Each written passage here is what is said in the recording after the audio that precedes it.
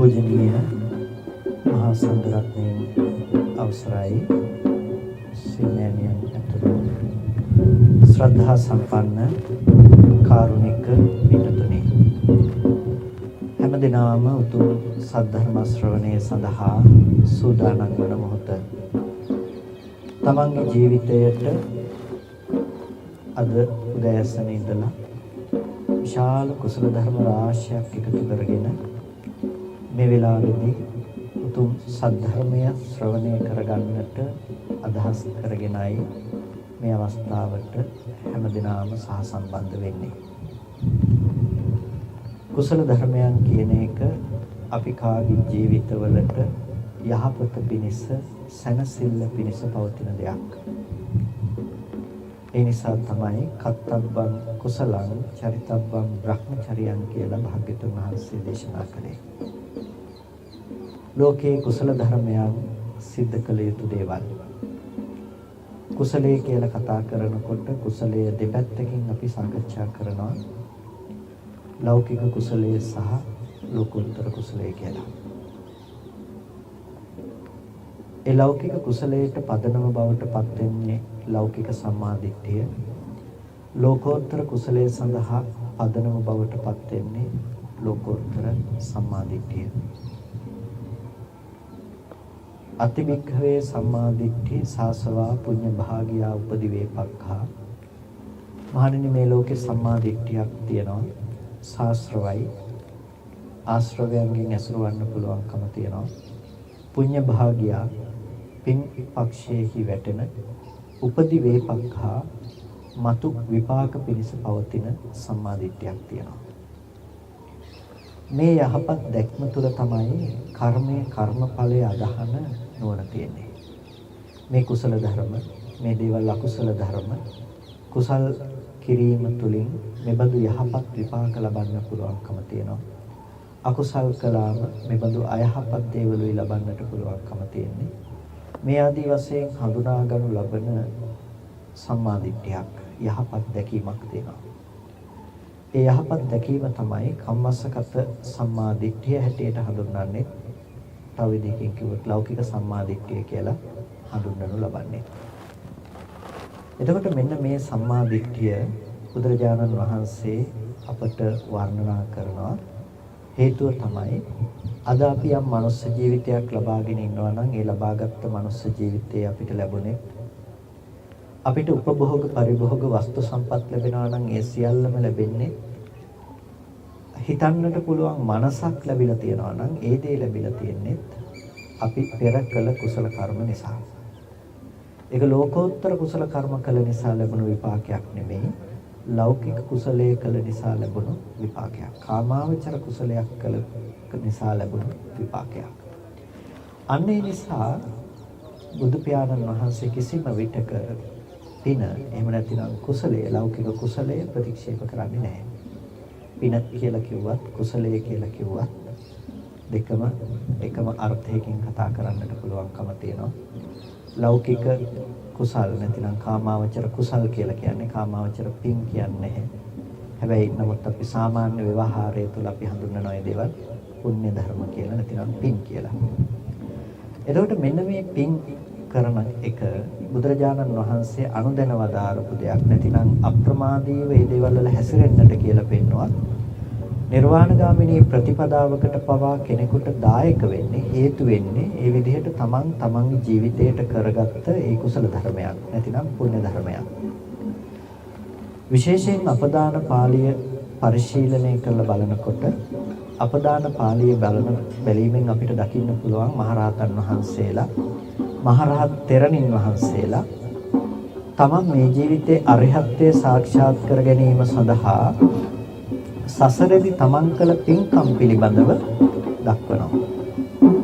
එතකොට වෙන ජීවිතවල කරපු කුසල ධර්මයන්, පින් පුණ්‍ය ධර්මයන් පිළිබඳව එතනදී දේශනා කරනවා. අපිට හිතෙන්න පුළුවන් මහා ලොකු කුසල කර්ම ගැන දේශනා කරලා ඇති කියලා.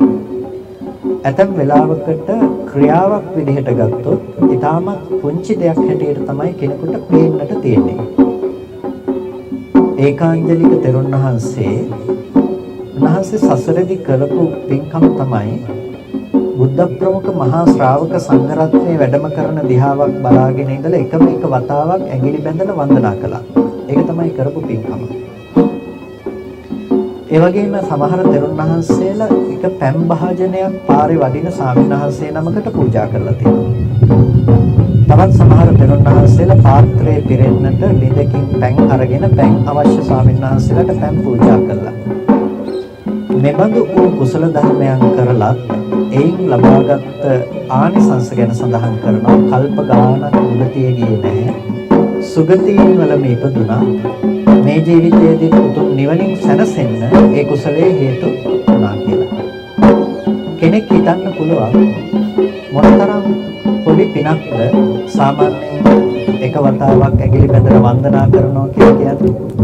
පැන් භාජනයක් පූජා කරගන්නවා කියලා කියන්නේ ඒක පින්කමක් කියලා කෙනෙකුට හිතෙන්නත් පුළුවන්. පිළිතුරේ කර්මයේ බවට පත් වෙන්නේ අපි කරන ක්‍රියාව නෙමෙයි, අපි ඒ පිළිබඳව පවත්වන චේතනා සම්පත්තිය. ඒ නිසා කෙනෙකු කරපු දෙයක් දිහා බලලා අපිට මේ පින්කමේ තියෙන විශාලත්වය තීරණය කරන්න පුළුවන් කමක් නැත්තේ. අපිට ඒක තීරණය කරන්නට වෙන්නේ මේ පින්කම පිළිබඳව එයා පවත්වන චේතනා සම්පත්තිය අනුව. එකම එක වතාවක් ඇඟිලි බැඳලා වන්දනා කළත් ඒ වන්දනා කරපු කුසලයේ පිළිබඳව එයා කල්පනා කරපු නිසා, ඒක බලවත් කුසලයක් ලෙස සකස් කරගත්ත නිසා තමයි එච්චර ඒසා ආනිසංස ප්‍රමාණයක් ඒ කුසලයේ අරමුණු කරගෙන ලබන්න පුළුවන්කම තිබුණේ. අපි ජීවිතේ ගොඩාක් පින්කම් කරනවා. ගොඩක් වෙලාවට පින්කම් කළාට ඒ දේවල් අපි ඒ තැනින්ම අතහැරලා දානවා. ඒ කියන්නේ ඊට පස්සේ ඒ දේවල් පිළිබඳව අපිට මතකයක් නැහැ. අපි වැඩි කල්පනා කරන්නේ නැහැ. ඒ දේවල් පිළිබඳව අපි සිහිපත් කිරීමකට යන්නේ නැහැ. එහෙම වුණාම මේ කුසලයේ බලවත් කුසලයක් බවට පත්වන්නේ නැහැ. නමුත් අපි නැවත ඒ කුසලයේ පුරුදු කරනවා නම්, අපි කරපු පින්කම පිළිබඳව සිතින් කල්පනා කරනවා නම්, ඒ හැමදාම ඔබට අනුමෝදන් වන්නට පුළුවන් නම් අන්න ඒ කුසලය ඔබට බලවත් කුසලයක් බවට පත් වෙනවා. ඒ නිසා තමයි කුබ්බ චේතනාව, මුංචන චේතනා, අපරචේතනා කියලා චේතනා තුනක් ගැන සඳහන් කරන්නේ. කරන්න කලිනුත් ඒ පිළිබඳ අවබෝධයෙන් කරනවා, කරන්නට කරන මොහොතේදීත් අවබෝධයෙන් කරනවා, කළාට පස්සේදීත් ඒ ගැන අවබෝධයෙන් ඉන්නවා. එතකොට අපරචේතනාවට ප්‍රමාණයක් නැහැ. ඒක ඕනෑ තරම් කාලයක් Tamanට පවත්වන්න පුළුවන්කම තියෙනවා. ඉතින් ඔබ අද දවසේදී මහා පින්කම් මාලාවක් සිදු කරගත්තා. ඒ මහා පින්කම් මාලාවක් සිදු කරගත්ත දවසේදී ඔයගොල්ලන්ට මේ පින්කම අද දවසේ අද හවසින් අවසන් වෙනවා කියලා හිතන්න එපා. මේක අවසන් වෙන්නේ නැහැ.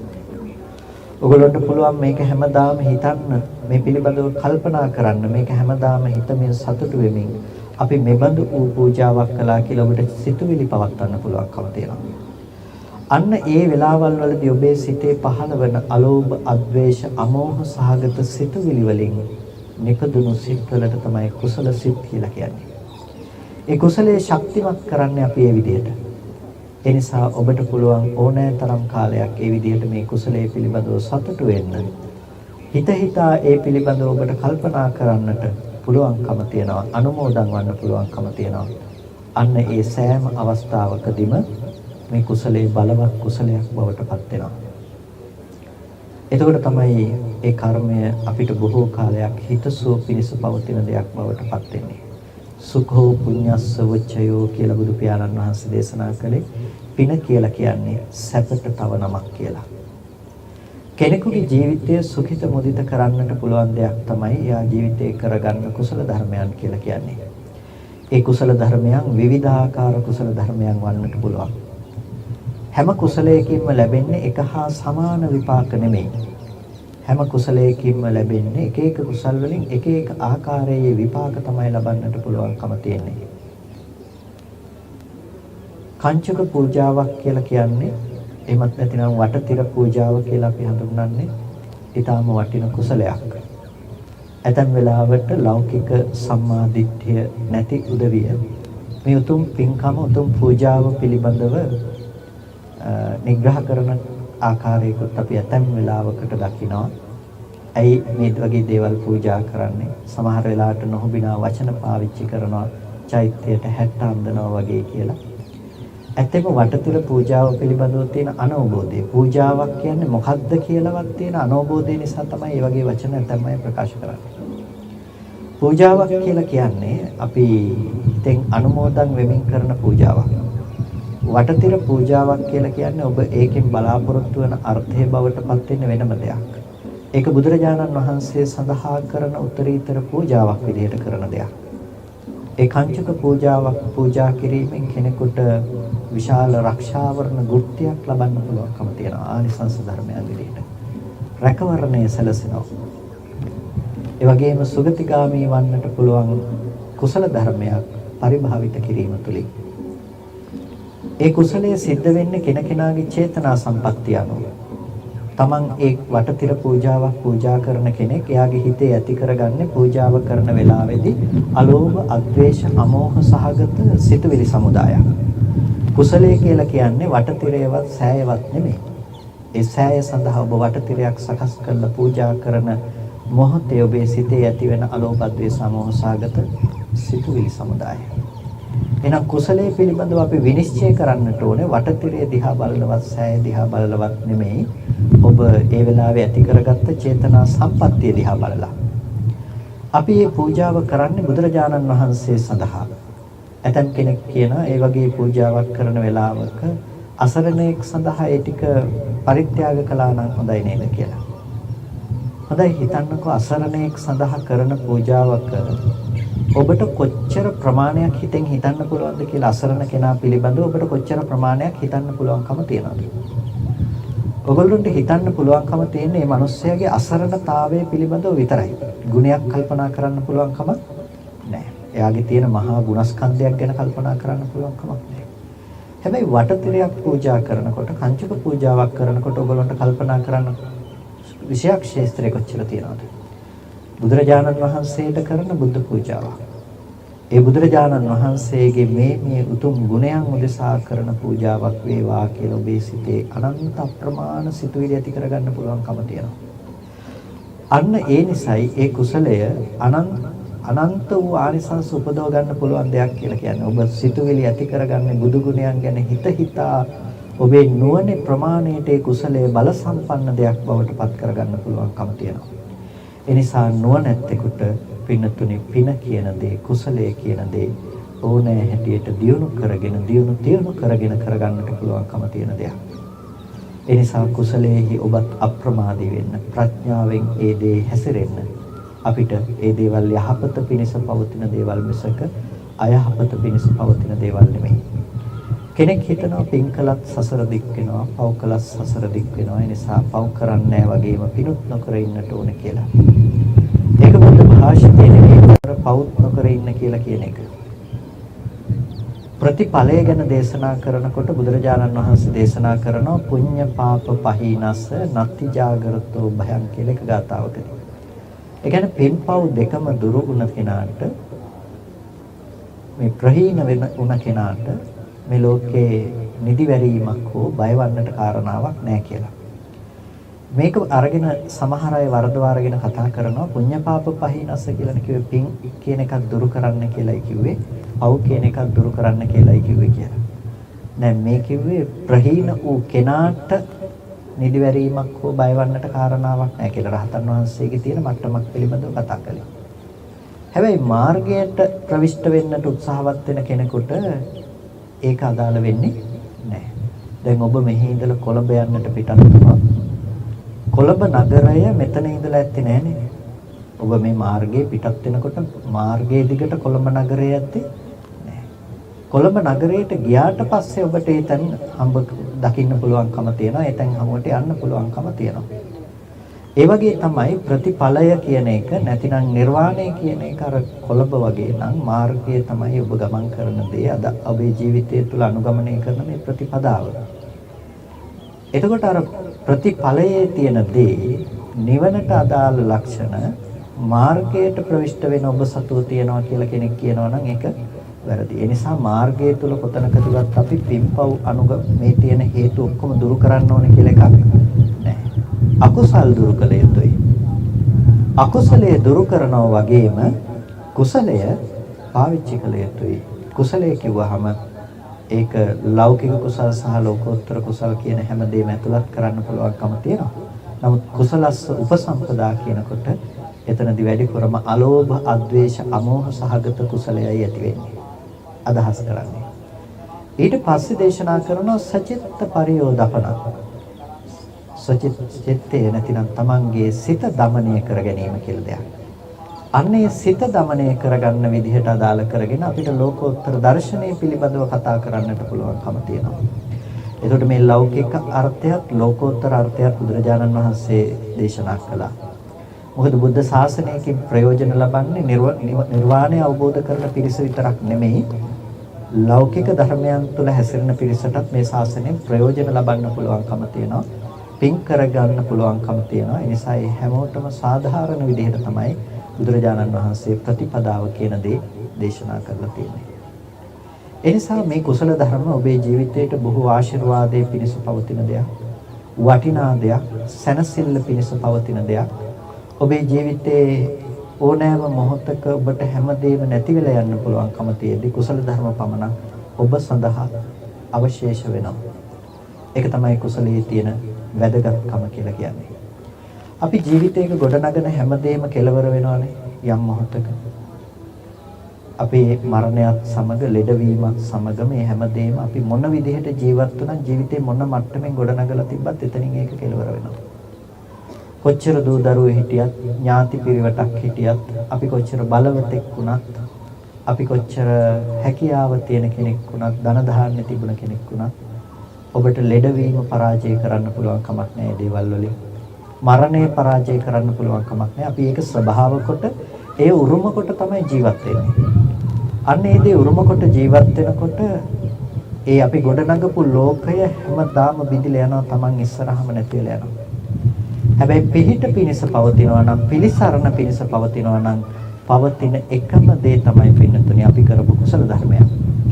හරියට බුදු පියාණන් වහන්සේ ගැන දේශනා කරන්නේ ගිනිගත් ගෙයකින් යමක් එළියට විසි කර ගන්නවා වගේ කියලා. ගෙයක් ගිනි ගන්නකොට ගේ ඇතුලේ තියෙන දේවල් අපි එළියට විසි කරොත් එහෙම ඇතුලේ ඉන්න කෙනෙකුට පේන්නේ මොකක් වගේ කියලාද? ගෙදරින් එළියට දේවල් විසි කරනවා වගේ කියලා. එළියට යනවා වගේ තමයි පේන්නේ. හැබැයි ගේ පිච්චිලා ඉවර වෙනකොට Tamanට ඉතුරු වෙන්නේ මොනවද? අර එළියට විසි කරගත්ත දේවල් ටික. ඒ වගේ සමහර පින්කම් කරනකොට, කුසල ධර්ම කරනකොට අපිට පේනවා අපිට ජීවිතයට අවශ්‍ය උපභෝග පරිභෝග වස්තු වන්නට පුළුවන්. මේ දේවල් අපෙන් අහිමි වෙලා යනවා. කාලය වන්නට පුළුවන්. ඕනම දෙයක් අපෙන් අහිමි වෙලා යනවා කියලා අපිට පේනවා. හැබැයි අපේ ජීවිතයේ නැමැති මේ ගෙදර ජාති ජරා ව්‍යාධි මරණ කියන මේ දේවල් වලින් ඇවිලිලා තියෙන්නේ. ලෙඩ වෙනවා, මරණයටපත් වෙනවා කියන එක කාගේ ජීවිතයේ ස්වභාවය. ඒ தത്വයටපත් වෙනකොට ඔබ ගොඩනගාගත්ත සියලුම දේවල් ඔබ ළඟ තියාගන්න කියලා හිතපු හැමදේම ඔබට අතහැරෙනකොට ඔබට ඉතුරු වෙලා තියෙන්නේ අද ඔබ අතහැරියා කියලා යමක් කියනවා නම් අන්න ඒ දේ විතරයි. හරියට නොදන්නා පළාතකට යනකොට ඔබ නොදන්නා පළාත තුල උපයා තියෙන පුද්ගල පිරිසක් වගේ, හිත මිතුරන් පිරිසක් වගේ තමයි කුසල ධර්මයේ. පුඤ්ඤානි පරලෝකස්මි පතිට්ඨා හොන්ති පානිනං කියලා බුදු පියාණන් වහන්සේ දේශනා කරනවා. මේ පින් කියන එක පරලෝකිකාටත් ප්‍රතිෂ්ඨාව පිණිස පවතිනවා. ඔබ වෙනත් රටකට යනකොට ඒ රටේ ඇවිල්ලා ඔබ පිළිගන්න පිරිසක් ඉන්නවා වගේ කියලා මේ පින්කම් කියන දේවල්. ඒ නිසා මේ කුසල ධර්මයේ ලෞකික කුසලයේ කියන දේ ජීවිතයට වැදගත් වෙනවා. වැදගත් වෙනවා වගේම තමයි අපිට අද ලැබුණ මනුස්ස ජීවිතය පිළිබඳව කල්පනා කරලා බැලුවාම අපිට ඒකේ තවත් දෙයක් දකින්න පුළුවන්කම තියෙනවා. අපේ ලබාගත් මේ මනුස්ස ජීවිතේ ලැබිලා තියෙන්නේ කුසල විපාකයක් නිසා කියලා අපි කියවනේ. පිනක් නිසා තමයි ලැබිලා තියෙන්නේ. අපිට වස්තු සම්පත්, මිල මුදල්, ඥාති පිරිවට මේ හැම දෙයක්ම ලැබිලා තියෙන්නේ අපිට කුසල සම්පත්තියක් නිසා.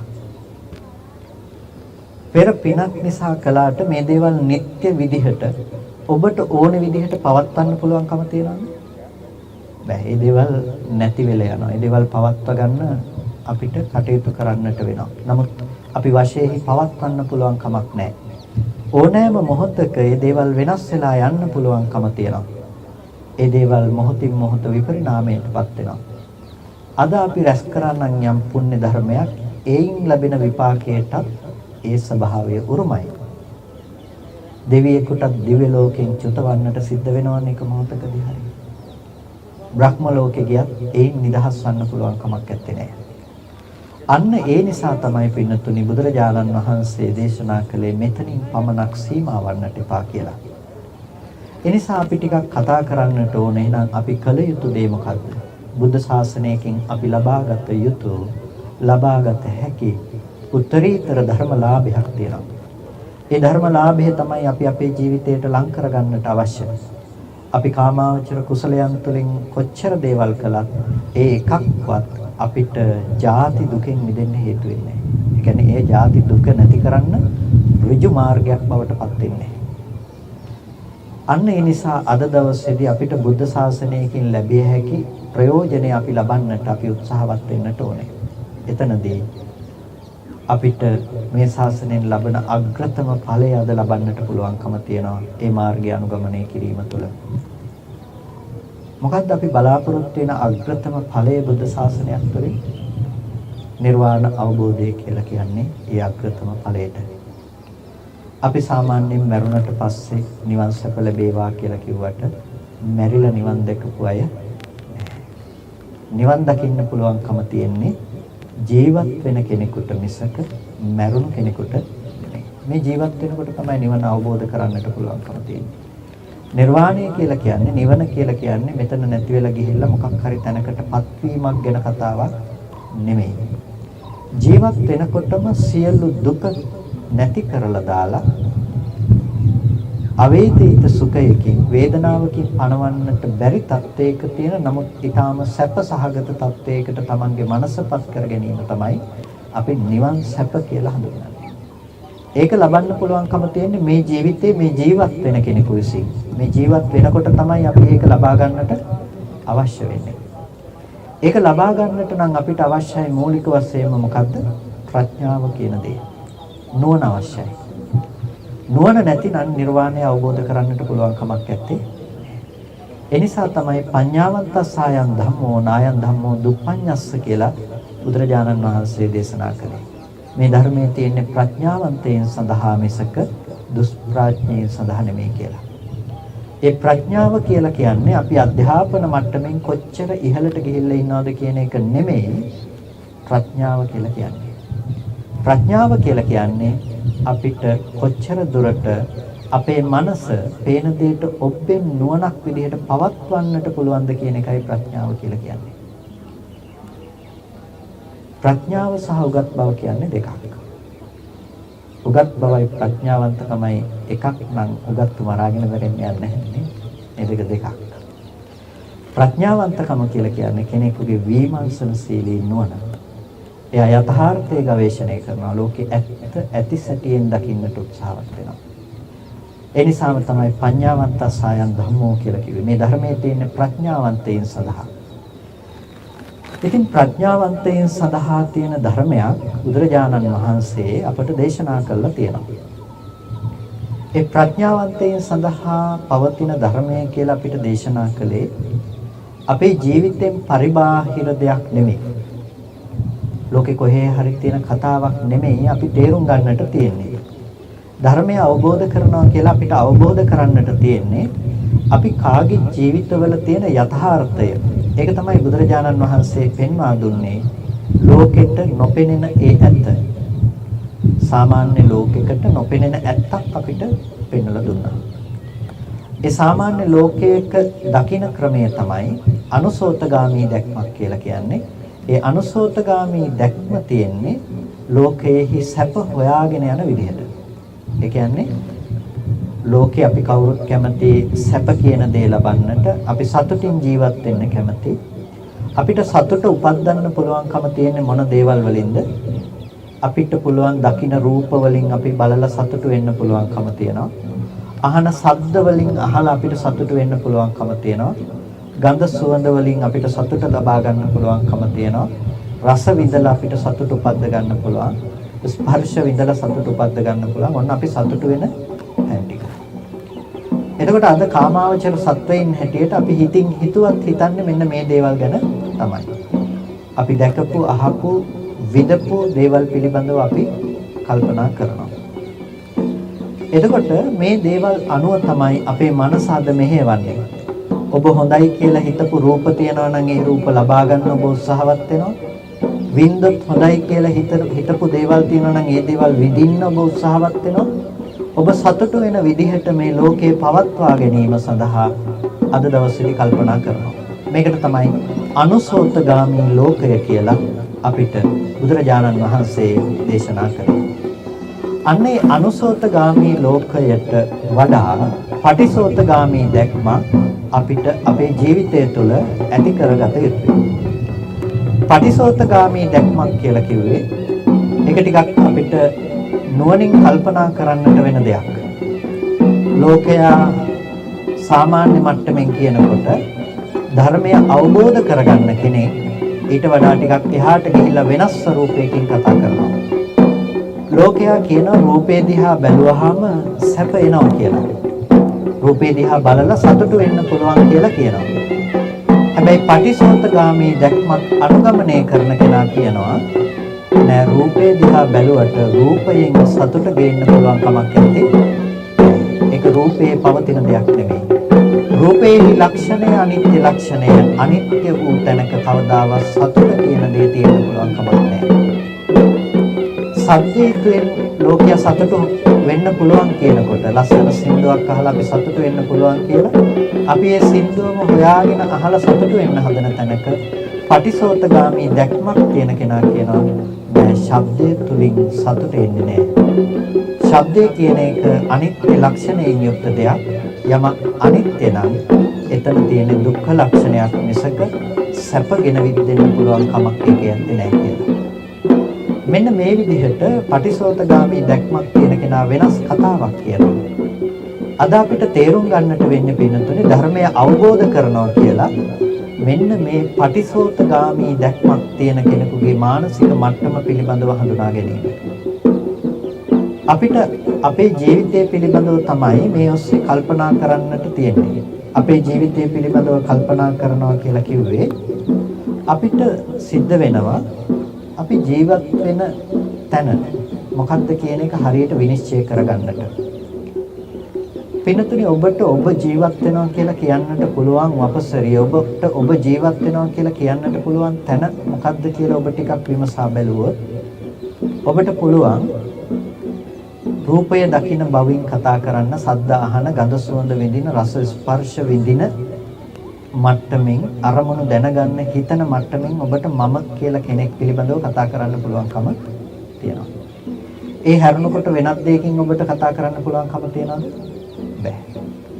දැන් මම මෙහෙම උදාහරණයක් කිව්වොත් ඔබට මෙතන අද ඇවිල්ලා මේ විදිහට මේ පින්කමක් කළා කියලා ඔබට ඔප්පු කරලා කාට හරි කියන්න උනොත් ඔයගොල්ලෝ කොහොමද ඒක ඔප්පු කරලා කියන්නේ? ඔයගොල්ලෝ මෙතන හිටියා කියලා ඔප්පු කරන්න උනොත් දැකපු දේවල් කියයි. දැකපු දේවල් තමන්ද? අහපු දේවල් තමන්ද? විඳපු දේවල්, දැනගත්ත දේවල් ඒකක්වත් තමන් නෙවෙයි. හැබැයි ඔබට ඔබ හිටිය කියලා ඔප්පු කරලා කියන්න උනොත් ඔබට කියන්න වෙන්නේ ওই දැකපු, අහපු, විඳපු, දැනගත්ත දේවල් ටික විතරයි. එතනින් එහාට කිසිම දෙයක් කියන්න පුළුවන් කමක් නැහැ. එහෙනම් මේ පුද්ගලයෝ හිටියා කියලා අපිට ඔප්පු කරන්න වෙන්නේ නැතිනම් මම කියලා දේ පැවතිලා තියෙන මොන දේවල් ටික මතද? අපි දකින, අහන, විඳින, දැනගන්න දේවල් ටික මත තමයි අපිට මේ පැත්තේ මම ජීවත් වෙනවා කියන එක පැවතිලා තියෙන්නේ. දැන් ওই පුද්ගලයා ජීවත් වෙනකොට පින්නතුනේ අපිට එකෙන් ඇතිවෙන දෝෂයක් තියෙනවා. මොකද්ද දෝෂය? ওই පුද්ගලයාට සැප දුක විඳින්න පුළුවන්කම තියෙනවා. මම හිටියොත් මට සැප දුක විඳින්න පුළුවන්කම තියෙනවා. මට මගේ ලෝකයක් තියෙනවා නිර්මාණය වෙන. එතකොට මම කැමති විදිහට මේ දේවල් නොතිබෙනකොට අන්නේ පුද්ගලයාට ජීවත් වෙන පුද්ගලයාට දුක් වෙන්න පුළුවන්කම තියෙනවා. එතකොට දැන් ඔය දුක කෙලවර කරන්නට අවශ්‍ය නම් අපිට කිසිම කාලයක ඔය ඉන්න පුද්ගල බව තියාගෙන මේ පුද්ගල බව සංතරපණය කරමින් අපිට මේ දුක නැති කරනවා කියන එක කරන්න පුළුවන් කමක් නැත්තේ නෑ. කෙනෙකුට පුළුවන් తాවකාලික උත්සාහ කරන්න. ඒක තමයි අද ඔබ ජීවත් වෙන ජීවිතය තුළ ඔබ කරන්නේ. දුක නැතුව ඉඳීම සඳහා ගන්න උත්සාහය.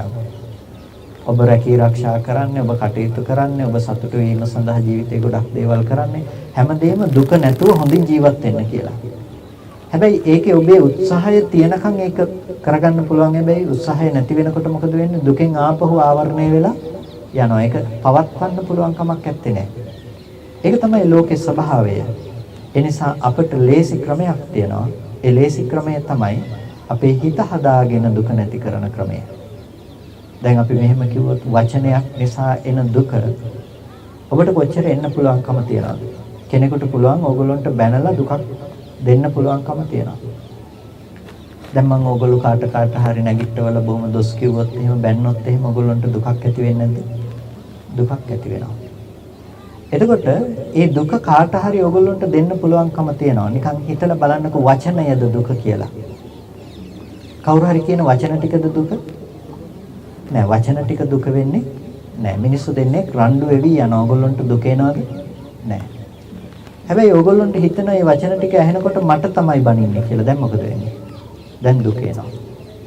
දැන් වචන ටික අපි කියවනේ බැනුම තුලින් දුක එන්නේ කියලා අපි හිතන්නේ. එහෙම හිතුවට ඇත්තටම බැනුම තුලින්ද දැන් දුක ඇවිල්ලා තියෙන්නේ? නැතිනම් ඒ වචන ටිකෙන්ද? නැතිනම් වචන ටික මට කිව්වා කියලා හිතන කම තුලද අපිට දුක ඇවිල්ලා තියෙන්නේ? දුක ඇවිල්ලා තියෙන්නේ හිතන කම තුලින්.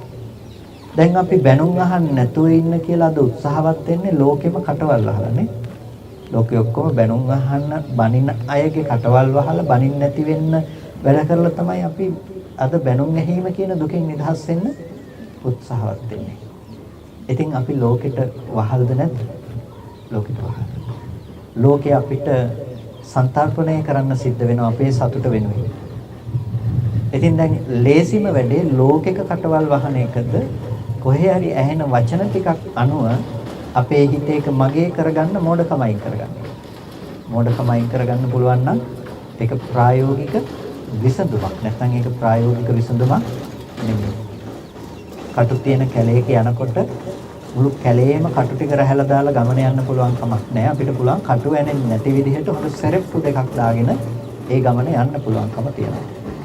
මේ ධර්මය කියලා කියන්නේ කටු ඇනෙන්නේ නැති වෙන්න දාගෙන යන හොඳ සෙරෙප්පු දෙකක් වගේ.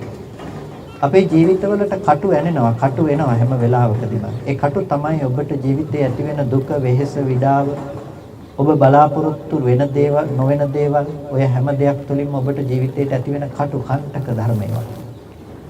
අපි හිතන විදිහට දේවල් වෙන්නේ නැති වෙනකොට ජීවිතේට ඒක දුකක්.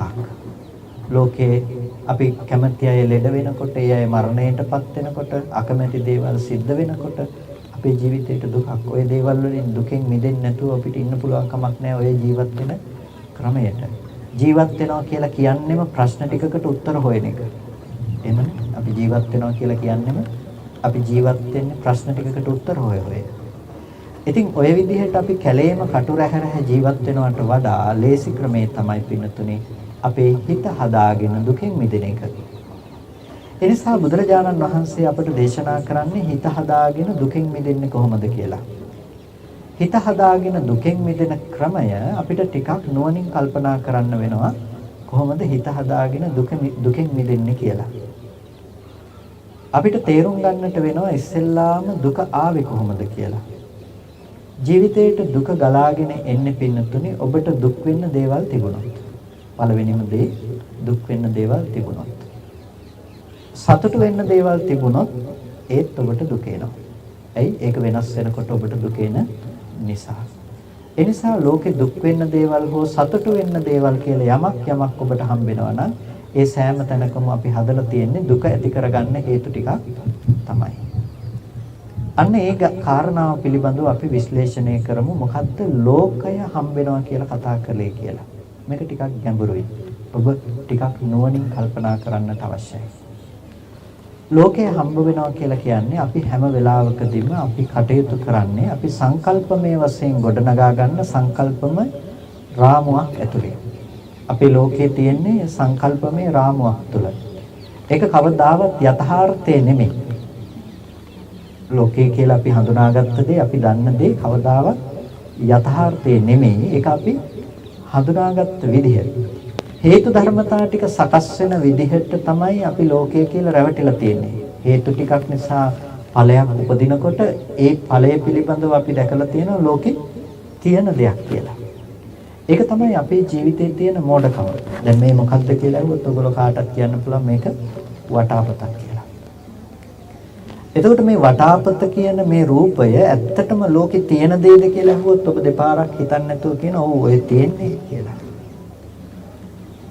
ඒ සරයක් උපාසකම කෙනෙක් ඇවිල්ලා ධර්මාසනේ අල්ලලම ඇහුවා මේ තියෙන්නේ සාමිනා ශාසනය කියලා. එතකොට අපිට හිතෙන්නේ මේ තියනවා කියන දේ නැතිනම් මේ පේන දේ තුල තමයි අපි කවුරු ජීවත් වෙන්නේ. ඒක තමයි අපි නිර්මාණය කරගත්ත ලෝකය. දැන් අපි හිතන්නට ඕනේ ඔයක ඇත්තම ලෝකෙද කියලා. ඔය නිර්මාණය කරගත්ත ලෝකේ ඇත්තම ලෝකෙද කියලා අපි ටිකක් හිතලා බලන්නට ඕනේ. ඒකට හේතුව තමයි එක වෙලාවකදී බුදුරජාණන් වහන්සේ ළඟට ඇවිල්ලා අහනකොට ස්වාමීනි මේ ලෝකය කියලා කියනවා. මොකද්ද ලෝකය කියන්නේ කියලා අහනකොට බුදුරජාණන් වහන්සේ දේශනා කරනවා ඇස ලෝකය, රූපේ ලෝකය, චක්කු විඥානය ලෝකය. කන, ශබ්ද, සෝත විඥාන ලෝකය. මේ විදිහටම ආයතන ටික පිළිබඳව ඇස, කන, නාසය, දිව, ශරීරය, රූප, ශබ්ද, ගන්ධ, රස, ස්පර්ශ, චක්කු, සෝත, ගාහන, જીවහා, කාය, මනෝ, විඥාන පිළිබඳව දේශනා කරනවා. එහෙනම් ලෝකය කියලා පෙන්වන්නේ මොකද්ද? අපි ඇහැ ගැන තමයි ගොඩක් වෙලාවට කතා කරන්නේ ලේසි නිසා ඔබට තේරුම් ගන්න. එතකොට ඇස පිළිබඳව කතා කරනකොට අන්න ඇහැ ලෝකය කියලා කියනවා. රූපය ලෝකය කියලා කියනවා. හිත ලෝකය කියලා කියනවා. ඇයි? ලෝකය කියලා අපි අසුරු කරන්නේ මේ ධර්ම. ලෝකය කියලා ඔබ අසුරු කරන්නේ මේ ධර්ම. දැන් ඔගොල්ලොන්ට අද ගෙවල් වල ඉඳලා මෙහෙට ආවා කියලා හිතන කම තියනවනේ නේ? එතකොට එහි තිබ්බා කියන කමේ නිමිති ටික එහි ඉතුරු කරලා තමයි අද මෙහෙට ඇවිල්ලා තියෙන්නේ. එතකොට ඒ ටික එහි තියෙනවා. ඕක තමයි අපේ තියෙන ලෝකය. ඔය විදිහටම අපි නිමිති ඉතුරු කරගත්ත ලෝකයක්. ඒකට කියන්නේ නිමිති ලෝකයක් තියෙනවා අපිට. රූපේ පැත්තේ නිමිති තියෙනවා. ඒ රූපේ එළියේ තියෙනවා කියලා. දැන් ආපහු වටාපත පෙන්නකොට ඔයගොල්ලන්ට ආපහු දකින්න පුළුවන්. ඔයගොල්ලෝ හිතනවා කලින් තිබ්බ වටාපතම ආපහු පෙන්නනවා කියලා. ඒ කලින් තිබ්බ එක නිමිති ඔයගොල්ලෝ ඉතුරු කළා එළියේ.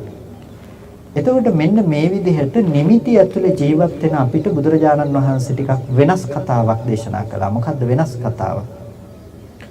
අපිට පෙන්වුවා ඇහැ අනිත්‍යයි, රූපය අනිත්‍යයි, හිත කියන දේ අනිත්‍යයි කියලා. ඒ කියන්නේ මේ දේවල් හේතු නිසා හටගෙන හේතු නැති වෙනකොට මේ ධර්මය නැති වෙලා යනවා. අපි කිව්වොත් එහෙම චක්කුංච පටිච්ච රූපේච උපජ්ජති චක්කු විඥාන. තින්නම් සංගති පස්සෝ. අසත් නිසා රූපයක් නිසා මේ චක්කු විඥානය උපදිනවා. තුන්දෙනාගේ එකතුව ස්පර්ශයයි. එතකොට මෙන්න මෙතන තමයි පින්නතුනි දැන් අපිට ලෝකයේ පිළිබඳව තීරණය කරගන්න වෙන්නේ. දැන් මේ ටික ලෝකය කියලා මේ කියනව නෙමෙයි. මේ ධර්මතා ටික මත අපි ලෝකය කියන දේ නිර්මාණය කරගන්නවා. ඇයි මේ තුන්දෙනෙකුගේ එකතුවක් වෙච්ච තැනක අපිට පෙනීම කියන දේ ඇති වෙනකොට අපි කියනවා පේන්නේ රූපේ කියලා. දැන් අපි මේ වටාපත කියන දේ අරගෙන කල්පනා කළොත් එහෙම ඔබ කියනවා මේ පේන්නේ රූපය කියලා. ඇත්තටම ওই පෙනීම කියන දේ ඔබට රූපයට විතරක් අයිති කරලා දෙන්න පුළුවන්ද? රූපයද දකින්නේ එහෙම නැතිනම් ඇහැට ආපු වර්ණ සටහනද ඔබ දකින්නේ? මේ වස්තුවට පතිත වෙලා ඇහැට ආපු වර්ණ සටහන තමයි දකින්නේ. වර්ණ සටහන විතරක් නෙමෙයි වර්ණ සටහන ගෝචර කරගන්න පුළුවන් විදිහට සකස් වන ප්‍රසාදයේ හැකියාව අනුවනේ රූපය දකින්න පුළුවන් නේ. ප්‍රසාදේ වෙනස් වුණොත් මොකද වෙන්නේ? රූපේ වෙනස් විදිහට පේනවා. ලෝකේ වර්ණ අන්ධතාවය කියලා එකක් තියෙනවා. දැන් අපි කිව්වොත් මීමැස්සෙකුට ලෝකේ පේන විදිහයි අපිට ලෝකේ පේන විදිහයි දෙවියෙකුට ලෝකේ පේන විදිහයි එක සමානද? නැහැ. අසමානයි. කාට පේන එකද ඇත්තම ඇත්ත? දැන් අපි කිව්වොත් කාට පේන වටාපතද හරිම වටාපත පේන්නේ. කාටවත් කියන්න පුළුවන් කමක් නැත්තේ නෑ. හරියට මේක මේ කණ්ණාඩියක් කතාවක් වගේ. කණ්ණාඩියේ මොන බල්ලක් තියෙනවද නේද කවුද? කණ්ණාඩි පහක් විතර එක ළඟ තියෙන වෙලාවක ඔය කණ්ණාඩි පහෙන් බලන්නකො ගිහිල්ලා මූණ මොකද වෙන්නේ කියලා. එක කණ්ණාඩියක මූණ ටිකක් දිගටි අනිත් කණ්ණාඩියේ මූණ ටිකක් පළල් එකකට එකක් වෙනස්කම් දකින්න පුළුවන්. දැන් කියන්න බලන්න කොයි කණ්ණාඩියේ මූණද හරිම මූණ කියලා. ඔයගොල්ලෝ කියන්න පුළුවන්ද කොයි කණ්ණාඩියෙන් පෙනෙන මූණද හරිම මූණ කියලා. හරිම මූණ කියන්න වෙන්නේ නැහැ. ඇයි? කණ්ණාඩිය ඇද වෙනකොට රූපේ ඇදට පෙනිලා තියෙනවා. ඒ වගේ දැන් අපේ තියෙන ප්‍රසාදයේ ස්වභාවයට තමයි අපිට රූපය දකින්න පුළුවන්කම තියෙන්නේ. එහෙනම් අපි දැකලා තියෙන ඇත්තටම එළියේ තියෙන රූපේද නැතිනම් ප්‍රසාදයේ හැකියාවට අනුව පතිත කරගත්ත දේද අපි රූපය කියලා දැකලා තියෙන්නේ.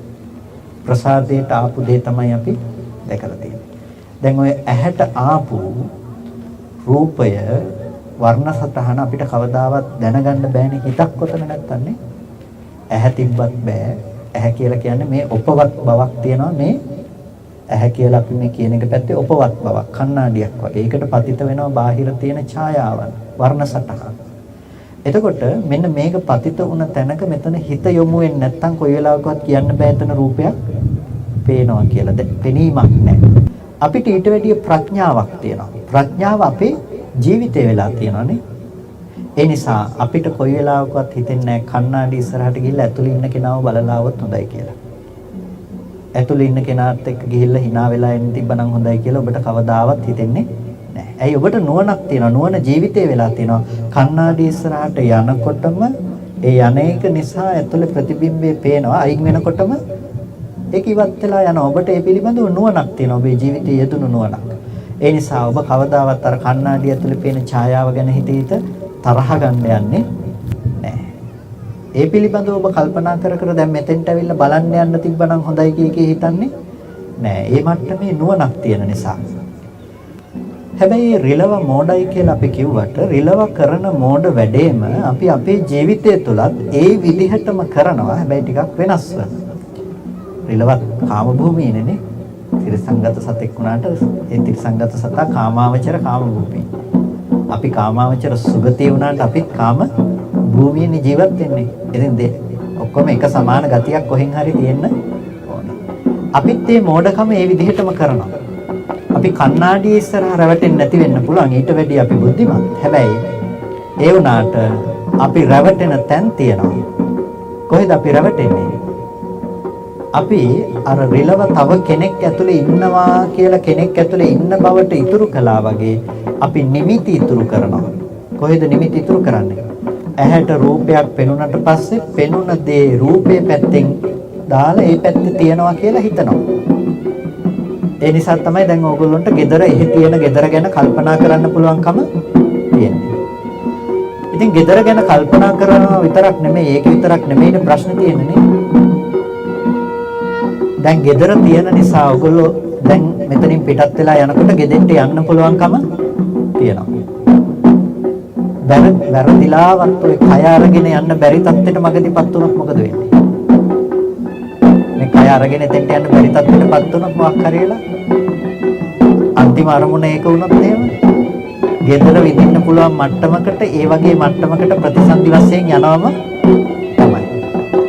එතන හේතු යෙදුනොත් ලෝභ දේශ මොහ හේතු අකුසල ටිකක් යෙදුනොත් එහෙම ඔයගොල්ලන්ට පුළුවන් තිරසංගත සතෙක් හරි പ്രേත ජීවිතයකට හරි යන්න. අලෝභ දේශ මොහ කුසල හේතු යෙදුනොත් එහෙම ඔන්න පුළුවන් සුගතියකට යන්න මිනිස්සෙක් හරි දෙවියෙක් හරි වෙලා ඔන්න සුගතියකට යන්න පුළුවන්කම. දැන් මේක හරි භයානකයි නේ. නිමිති ඉතුරු කරලා තියෙන එක ජීවිතේ වැඩිපුරම තියෙන කුසල නිමිතිද අකුසල නිමිතිද? හොඳයි කියලා ගත්ත ලෝභ දේශ මොහ සහගත නිමිති තමයි ලෝකේ වැඩිපුර තියෙන්නේ. ඉතින් අපිට අරමුණු කරගෙන යනවා නම් යන්න තියෙන වැඩිපුර හොඳ තැන් එහෙම නෙමෙයි. අන්න ඒ නිසා අපි අප්‍රමාදී වෙන්නට ඕනේ. ওই නිමිති ඉතුරු කරලා තියනවා කියන එක එච්චර හොඳ දෙයක් නෙමෙයි. ඒ නිසා මේ නිමිති නැති කරගන්න අපි අද මහන්සි ගන්නට ඕනේ. කොහොමද අපි නිමිති නැති කරගන්න මහන්සි ගන්නෙ? අපිට සිද්ධ වෙනවා පේන ඇහෙන විඳින දැනගන්න මේ දේවල් වල තියෙන යථාර්ථය පිළිබඳව අපිට කල්පනා කළා ඒ ඔස්සේ ඒ දේවල් පිළිබඳව අපිට නුවණින් ප්‍රත්‍යක්ෂ කරගන්නට සිද්ධ වෙනවා. පේන දේ තියෙන ඇත්ත මොකද්ද කියලා අපිට බලනකොට අපිට හොඳින් දකින්නට පුළුවන්කම තියෙනවා. පේන දේ තියෙන යථාර්ථය කවදාවත් ඇහැවත් රූපේවත් චක්කු විඥානේවත් නෙමෙයි. තුන්දෙනෙකුගේ එකතුව නිසා හටගත්ත දේ ඒ තුන්දෙනාගෙන් එකක් හරි නැති වෙලා යනකොට නැති වෙලා යනවා. එහෙම නෙනේ තුන්දෙනෙකුගේ එකතුව නිසා නම් මේක හටගෙන තියෙන්නේ. මේකෙන් ඇස නැති වෙයි නම් රූපේ තියෙන්න පුළුවන්ද? බෑ. රූපේ නැති වෙයි නම් ඇහැ තියෙන්න පුළුවන්ද? බෑ. මේ තුන්දෙනාගේ එකතුව නිසා නේ මේක හටගත්තා කියලා කියන්නේ. ඇහැ නැත්තම් එළියේ රූප තියෙන බව ඔබට දැනගන්න පුළුවන් කමක් නෑ. රූපේ නැත්තම් ඇස ඇති බවට දැනගන්න පුළුවන් කමකුත් නෑ. මේ දෙක එකට එක උපකාරයි. හිත නැත්තම් ඔය මොකක්වත් දැනගන්න පුළුවන් කම නෑ. මේ තුන්දෙනා එකතු වෙච්ච තැනක දැනගන්න දේ තුන්දෙනාගේ නැතිවීමෙන් නැති වෙලා යනවා. අන්න ඒකට කියනවා අපි ඒ ධර්මයන් හටගෙන නැති වෙලා යනවා කියලා. අපි කියන ඒවා සංකත ධර්ම කියලා. සකස් වෙච්ච දේවල්. අපි ඒකට කියනවා අනිත්‍යයි කියලා. ඇස අනිත්‍යයි කියලා කිව්වේ ඒකට. රූපය අනිත්‍යයි කියලා කිව්වේ ඒකට. ඒ කියන්නේ මේ තියෙන දේවල් කැඩිලා බිඳිලා නැති වෙලා යනවා කියන එක කියන්නම නෙමෙයි ඔය අනිත්‍යයි කියලා බුදුරජාණන් වහන්සේ දේශනා කළේ. ඇහි අනිත්‍ය සාක්ෂාත් කරන්න, රූපයේ අනිත්‍ය සාක්ෂාත් කරන්න, චක්කු විඥානයේ අනිත්‍ය සාක්ෂාත් කරන්න. අපිට පෙන්වන්නේ ඒක. එතකොට දැන් අපිට ඇසුරු කරන්න නිමිති හම්බ වෙන්නේ. දැන් ඕගොල්ලන්ට නිමිති නැහැනේ නේ. කණ්ණාඩිය ඇතුලේ කෙනෙක් ඇති කියලා නිමිති නැහැනේ නේ. නිමිති නැති නිසා මොකද්ද තියෙන්නේ? ඒක ඇතුලේ ඉන්න කෙනා බලන්න යනවා කියන මෝඩ වැඩේ සිද්ධ වෙන්නේ නැහැ. ඒ වගේ අපිට දැන් හිතට විඥාණයට බාහිර නිමිති හම්බ වෙන්නේ නැත්නම් ඇසුරු කරන්න. ඇස හෝ රූපය හෝ සිත හෝ නිමිති නැත්නම් ඇසුරු කරන්න මොකද වෙන්නේ? නිමිති නැති වෙනකොට අපිට කල්පනා කරලා ප්‍රතිසන්දි වශයෙන් යන්න තැනක් නැති වෙනවා. එතකොට ලෝකේ ඔබට දුක් වෙන්න තැන් තියෙයිද? කල්පනා කර කර බලලා මේ දේ මෙහෙම වුණානේ කියලා දුක උපදින්න තැන් තියෙයිද? දුක් වෙන්න තැන් නැහැ. දුක නැත්තේ දුක ගේන්න තැනක් නැති නිසා. අපි දුක් වෙන්නේ මොනවා ගැනද? අපි දුක් වෙන්නේ සත්පුද්ගල භාවයත් එක්ක ගිහිල්ලා. දරුවා ලෙඩ වුණොත්, දරුවා මැරුණොත්, දරුවා කියන දේ අහන්න නැත්නම්, තව කෙනෙක් බැන්නොත්, ප්‍රිය කෙනෙක්, මනාප කෙනෙක් අපිත් එක්ක අමනාප වුණොත්, අපිට දුක හිතෙන වචන ඇහුනොත්, මේ දේවල් එක්ක තමයි අපි ජීවිතේ දුක උපද්දගන්නේ. ඉතින් දැන් දුක උපද්ද ගන්න දෙයක් නැහැ. ඇයි දුක උපද්ද ගන්න දෙයක් නැත්තේ? අපිට අල්ල ගන්න දේවල් නැහැ. නිමිති එළියේ ඉතුරු වෙන්නේ නැහැ. පේන දේ වෙනස් වෙලා නැහැ. පෙනීම කියන දේ වෙනවා. පෙනීම උනාට පේන දේ පැත්තේ නිමිති ඉතුරු කර කර අපි යන්නේ නැහැ. මෙන්න මේ කාරණාව ඊටාම වැදගත් අපිට තේරුම් ගන්න. බුදුරජාණන් වහන්සේ මේ නිමිති ඉතුරු කරන්නේ නැතුව ඉන්න කියලා අපිට දේශනා කරපු මේ කාරණාව. එතකොට යම් කිසි තැනක යම් කෙනෙකුට ඔය රූප, ඇහැ, සිත ඔය පැතිවල නිමිති ඉතුරු වෙලා නම් එයාට අනිවාර්යයෙන්ම ඒ ඔස්සේ පුද්ගල බව කොට නැගෙනවා. ජාතිය සිද්ධ වෙනවා. කෙනෙක් පුද්ගලයෙක් උපදිනවා. කෙනෙක් පුද්ගලයෙක් ඉපදුනහම ඉපදුණු පුද්ගලයාට ඕන තරම් දුක් වෙන්න පුළුවන්කම තියෙනවා. අන්න ඒ නිසා මේකේ තියෙන යථාර්ථය අපි තේරුම් ගන්නට අවශ්‍යයි. ඒ තමයි මේ හේතු නිසා සකස් වන ධර්මය හේතු නැති වෙනකොට නැති වෙලා යන බව අපි හොඳට වටහා ගන්න අවශ්‍යයි. එතකොට වෙලා තියෙන්නේ මොකද්ද? ලෝකයක් නැහැනේ. දැන් අපි කියවනේ ඇහැ හම්බෙනවා නම්, රූපය හම්බෙනවා නම්, හිත හම්බෙනවා නම් ලෝකය කියලා. දැන් විඥාණයට ඒ දේ අසුරු කරගන්න නිමිති නෑ. හරියට අර කණ්ණාඩිය ඇතුලේ නෑ කියලා අපිට දැන් එකක් ඇති බවට හම්බ වෙන්නේ නෑ වගේ ඉන්නවා කියලා කෙනෙක් පේන්නේ නෑ වගේ. අපිට එළියේ තියනවා කියලා රූප පේන්නේ නෑ. මේක දකින්නකොට ඕගොල්ලන්ට ඉස්සෙල්ලා දැකපු වටාපත දකින්න පුළුවන් කමක් නැත්තේ නෑ. ඕගොල්ලන්ට නුවණක් තියෙනවා අලුතෙන්ම රූපේ කියන දේ පේනවා කියලා. බය වෙන්න එපා. මේකෙන් කියන්නේ මේක වටාපත කියලා දැනගන්න බැරි වෙනවා කියලා එහෙම නෙමෙයි. මෙතන තියෙන දැනගැනීමේ ප්‍රශ්නේ නෙමෙයිනේ නේ. ප්‍රශ්නේ තියෙන්නේ කොතනද? දැනගන්න එළියේ තියෙන දේ කියලා බාහිරට ඒ නිමිති ටික දාලා තියෙන එකේ තමයි ගැටලුව තියෙන්නේ. ඒ නිසා නැති වෙලා තියෙන්නේ දැනගන්න එක නෙමෙයි. දැනගන්න දේ පිළිබඳව නිමිති වශයෙන් එළියේ හැසිරෙන එක තමයි නතර වෙලා තියෙන්නේ. එතකොට ඔයගොල්ලන්ට නැති වෙලා තියෙන එක දෙයක්. නැති වෙලා තියෙන්නේ එළියේ තියෙන වටාපත හැබැයි නැති වෙලා තියෙනවා. හැබැයි වටාපත දැනගන්න බැරි වෙලා නෑ. වටාපත දැනගෙන තියෙනවා. වටාපතේ වුණාට වටාපත කියන දේ නුවණින් නැති වෙලා තියෙනවා. එතකොට දැන් රහතන් වහන්සේ නමක් වටාපත තියෙන තැනක මේක ඕගොල්ලෝ ගිහිල්ලා කිව්වොත් මේක ලස්සනයි නේද වටාපත කියලා උන්වහන්සේ කියයි ඕ කියලා. හැබැයි ඕ කියන්නේ උන්වහන්සේට වටාපත කියලා එකක් දකින්න එළිය දෙයක් තිබ්බේ නෑ. හැබැයි මේ විෂම ලෝකේ සමව හැසිරෙනවා. ලෝකයා මේ අනුව කටයුතු කරගෙන යන නිසා උන්වහන්සේත් ඒ අනුව සමව හැසිරෙනවා. පබ්බතට්ටෝ බුහුමට්ටේ ධීරෝ බාලේ අවික්කති කියලා කියන්නේ හරියට පර්වතයක් උඩ ඉන්න කෙනෙකුට මොකද වෙන්නේ? පල්ලෙහා ඉන්න අයගේ තත්ත්වය පේනවනේ නේ. පල්ලෙහා ඉන්න අය පේනවා. ඒ වගේ ඒ අවබෝධ කරගත්ත යථාර්ථයේ තේරුම් ගත්ත ධීරයන් වහන්සේ බාලයන්ගේ මනසත් ඒ විදිහටම දකිනවා. ඒ නිසා විසම ලෝකේ සමව හැසිරෙන්න පුළුවන්කම තියෙනවා. බුදුරජාණන් වහන්සේ ලස්සනයි කියලා කියනෝනේ. පංචසික ඇවිල්ලා සින්දුවක් කියනකොට බුදුරජාණන් වහන්සේ ළඟට ඇවිල්ලා ගීතයක් ගායනා කරනකොට දහම් ගුණ, ත්‍රිගුණ, සංඝ ගුණ සමාන කරමින් සූර්යච්ච වසා දිව්‍යාංගනාවගේ රූප ශෝභාව ගැන වර්ණනා කරලා වේණා වාදනය කරමින් ගීතයක් ගායනා කරන වෙලාවේදී පංචසිකට බුදුරජාණන් වහන්සේ කියනවා පංචසික ඔබේ වීණා හඬ ගී හඬ ඉක්මවා යන්නේ නැහැ. ගී හඬ ඔබේ කටහඬ වීණා හඬ ඉක්මවා යන්නේ නැහැ. වීණා හඬ කටහඬ ඉක්මවා යන්නේ නැහැ. මේක බොහොම මිහිරි කියලා. ඒතකොට දැන් ඒක තමයි එයාගේ මනෝභාවය. ඒ මනෝභාවයට අදාළව බුදුරජාණන් වහන්සේ කතා කළා.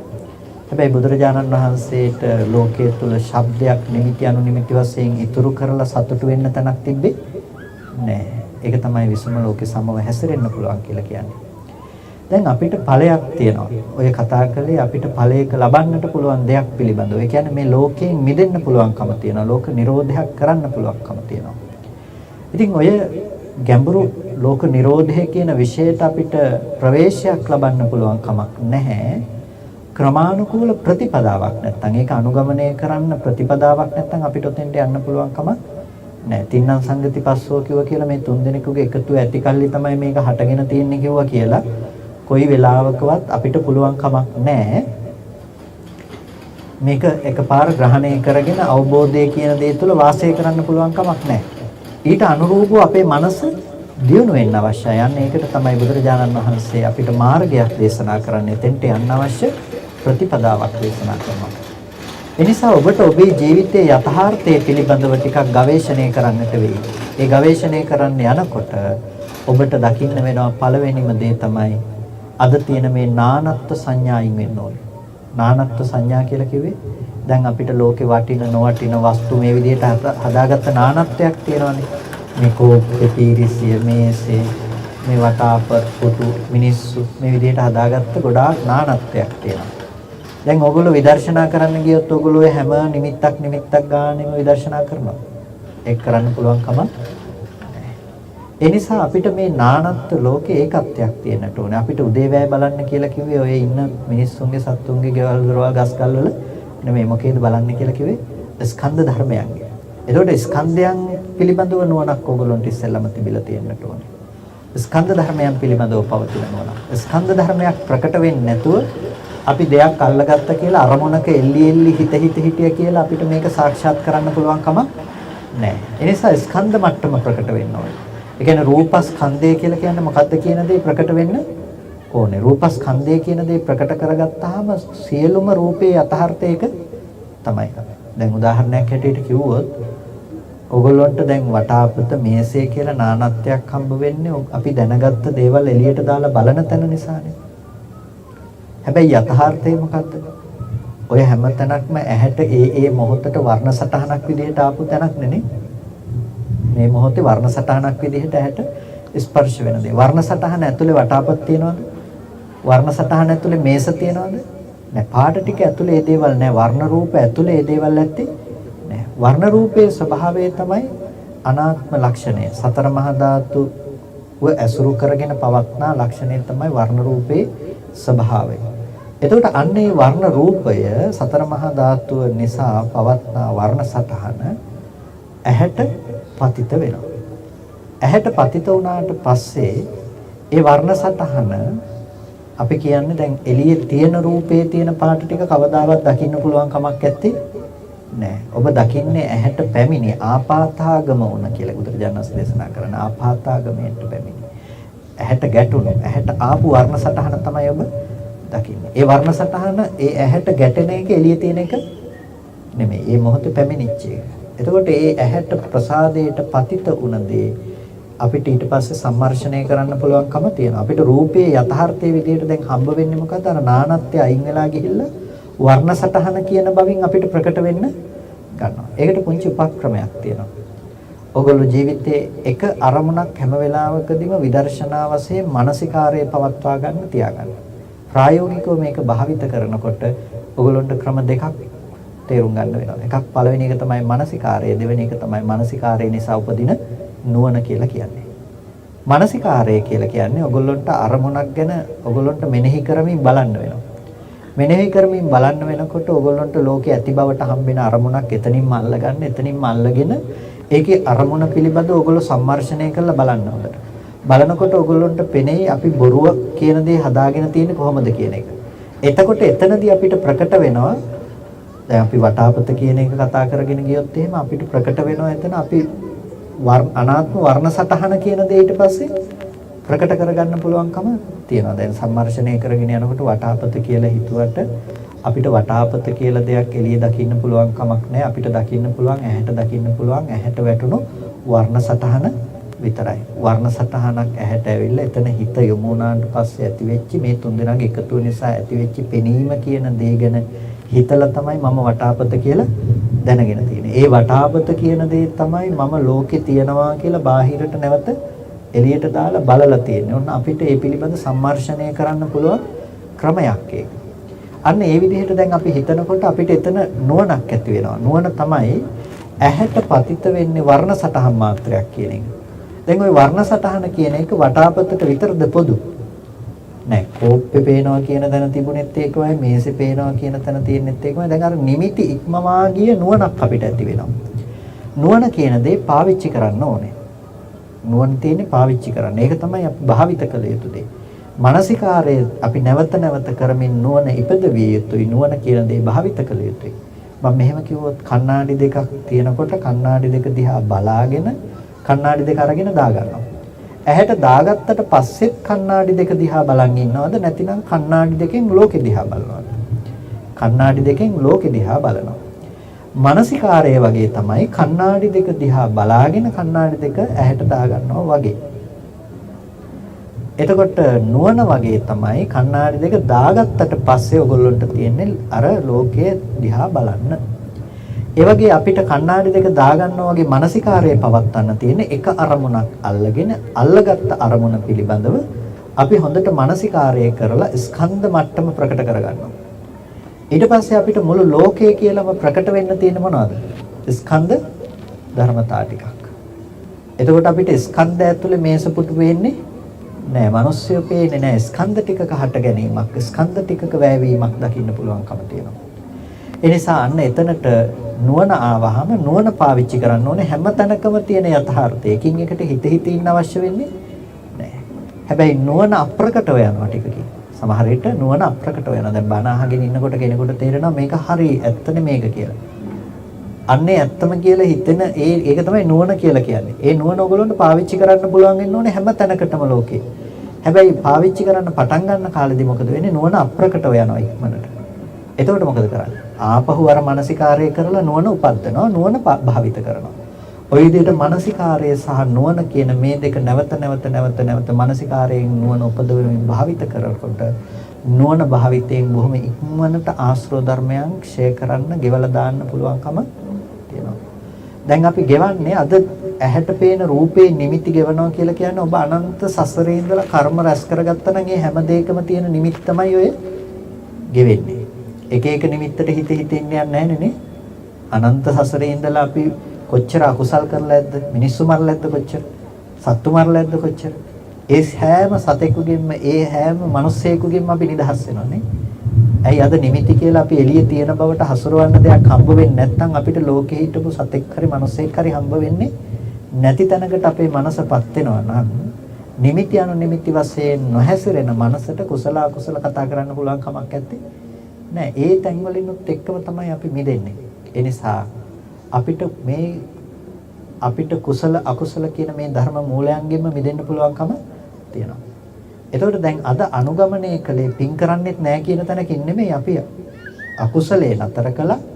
මේ විදිහට නුවණක් දියුණු කරගෙන ගියා. නුවණක් දියුණු වෙනකොට පින් පව් කියන දෙයට තියෙන පදනම ඔක්කොම නැති වෙලා ගිහිල්ලා තියෙනවා. එතකොට ආයේ කාමාවචර ලෝකෙට, රූපාවචර, අරූපාවචර ලෝකෙකට යන්න තියෙන හේතු ඇත්තේ නැති තැනකටපත් වෙලා තියෙනවා.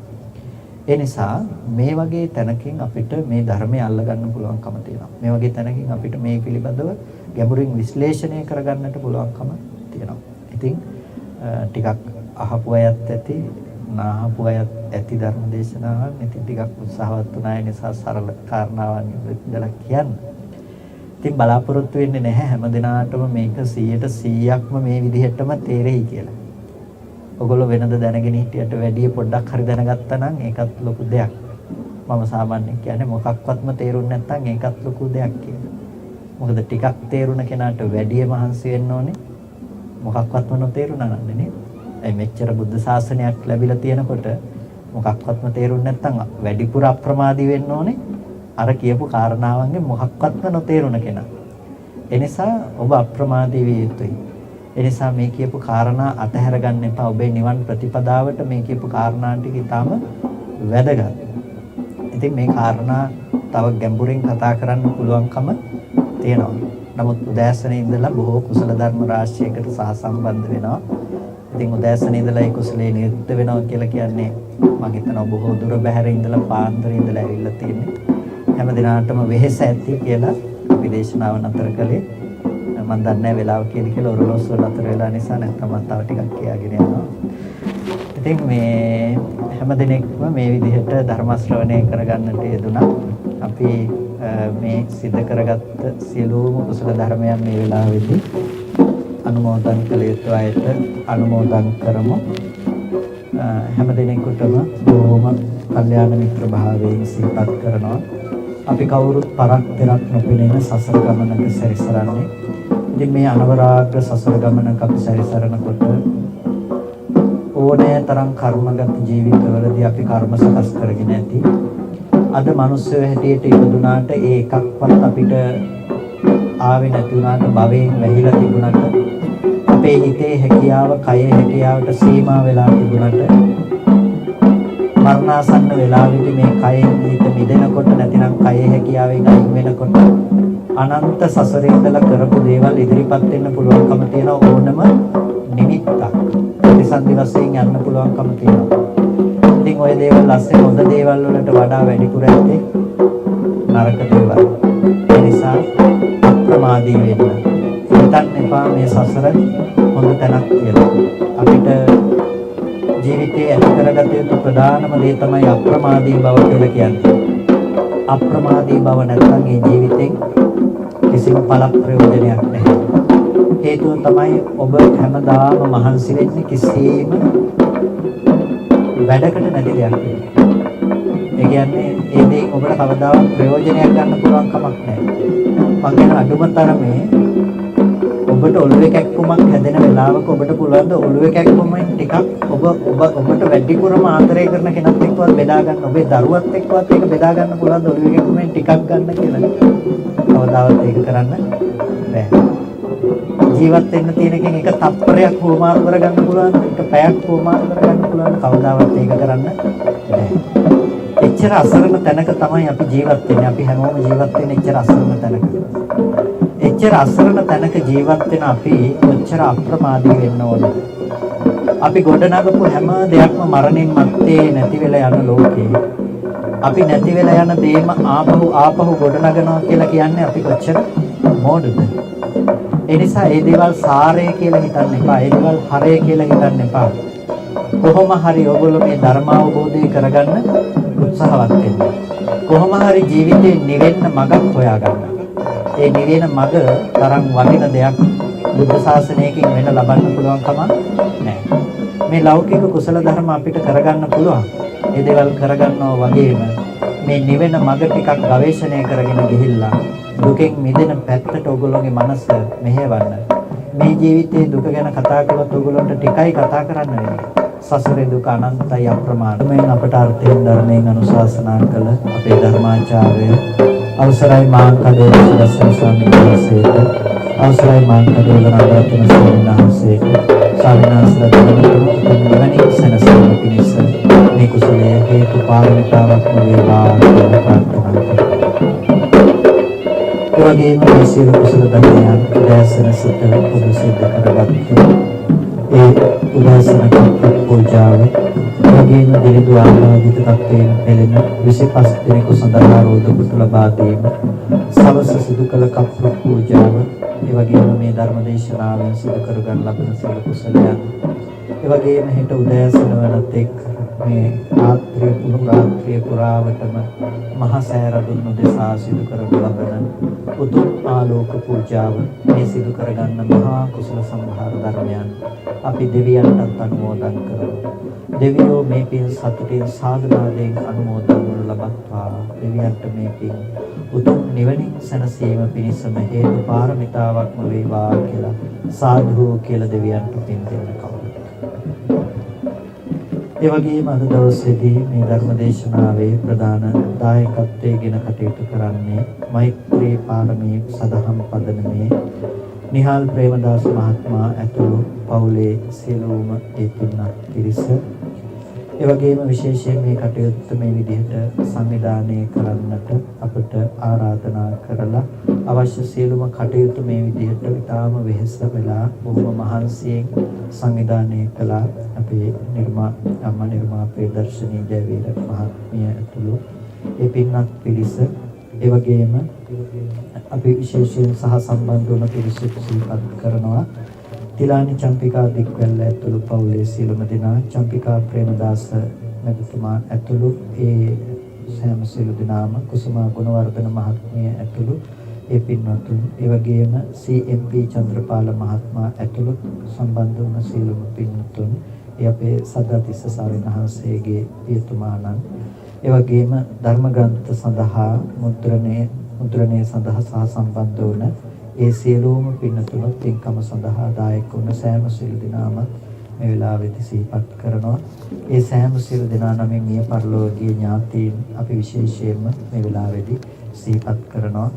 අපවත් වී වදාළ සංඝ පිටුන් වහන්සේලාට පින් අනුමෝදන් කරන්නට මේ හැම දිනම බලාපොරොත්තු වෙනවා. ඒ වගේම නිහාල් ප්‍රේමදාස මහත්මයා ඇතුළු පවුලේ ඒතුමා නමින් මිය පරලෝකීය ඒ සෑම සියලු ඥාතීන්ට පුණ්‍යානුමෝදනා කරන්නට බලාපොරොත්තු වෙනවා. නිර්මා ප්‍රදර්ශනී ජයවීර මහත්මිය ඇතුළු පවුලේ සියලු දෙනා නමින් මියගිය ඥාතීන්ට පුණ්‍යානුමෝදනා කරන්නට, ඒ වගේම චම්පිකා ප්‍රේමදාස මහත්මයා නමින් මියගිය ඥාතීන්ට පුණ්‍යානුමෝදනා කරන්නට, කුසුමා ගුණවර්ධන මහත්මිය නමින් මියගිය ඥාතීන්ට පුණ්‍යානුමෝදනා කරන්නට, තිලානි චම්පිකා දික්වැල්ල ඇතුළු ඒ පවුලේ සියලු දෙනා නමින් මියගිය ඥාතීන්ට පුණ්‍යානුමෝදනා කරන්නට, CMP චන්ද්‍රපාල මහත්මයා නමින් මියගිය ඒ පවුලේ සියලුම ඥාතීන්ට පුණ්‍යානුමෝදනා කරන්නට, DA ඉන්ද්‍රාවතී මහත්මිය නමින් මියගිය ඒ සියලුම ඥාතීන්ට පුණ්‍යානුමෝදනා කරන්නට, ඒ වගේම පින්කම සඳහා දායකත්වයේ දැක්වූ සියලුම පින්වත් පිරිස් නමින් මිය පරලෝකීය ඥාතීන්ටත්, ඒ වගේම D ගුණදාස සිරිවර්ධන මහත්මයාට, රනිල් සුරංග ප්‍රනාන්දු මහත්මයාට පුණ්‍යානුමෝදනා කරන්නටත් බලාපොරොත්තු වෙනවා.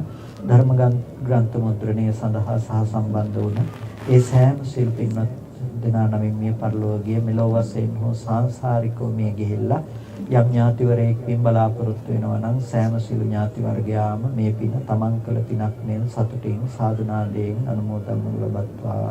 ඒ ඥාතීන්ට මේ පින උතුම් නිවනින් සැනසෙන්නටම හේතු පාරමිතාවක්ම වේවා කියලා සාදු කියලා පින් අනුමෝදන් කරන්න. ඉදම් මේ ඥාතීනං හෝතු ගාථාව ශබ්ද නගර කියමින් පින් අනුමෝදන් කරන්න.